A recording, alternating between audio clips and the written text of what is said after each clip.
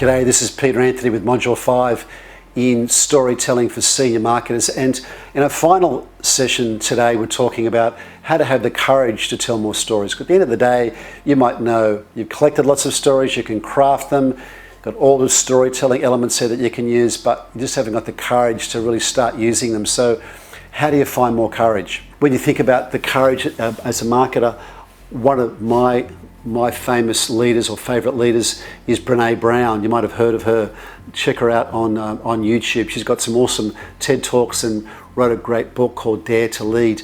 And she talks about courage, and she says you've got to have the courage like from the ancient Latin root of courage, which is cur, C-U-R, which is telling the story of who you are with your whole heart. So it's about telling the story of who you are, having the courage to tell stories, and because you're asking your organisation to have the courage to back the brands and grow the brands and develop the brands, but unless you've got the courage yourself to start using stories and telling stories and being a bit vulnerable and a bit open to telling stories like that and revealing a little bit about yourself, they won't follow you as much. So it's really important to be courageous and be a bit vulnerable. Now, vulnerable isn't like vulnerable or not. Vulnerable is a scale. I don't mean like being completely vulnerable and weak in front of an audience. I just mean open up a little, tell a bit more about yourself and about how you're feeling about what it is that you might be telling the story about. And when you're more courageous, they'll be more courageous too, because you can't really ask the organisation to make courageous decisions about brands if you're too scared to tell stories about how well that brand might work.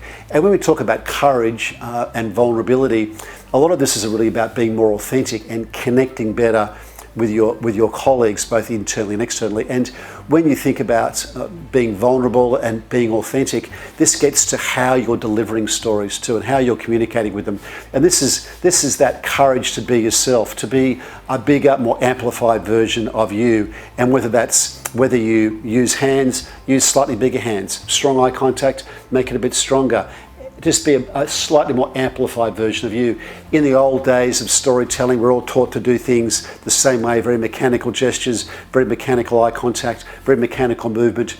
But what builds more connection and more engagement, if you've got the courage to be yourself and present how you are, to tell stories how you are, just a slightly more amplified version of that when you're at work, but still a genuine version of you. So if I see you outside work and inside work, you're basically the same person, just a bigger, different professional version of you. So there's some examples of having the courage to tell stories. Just start by storytelling elements or telling whole stories.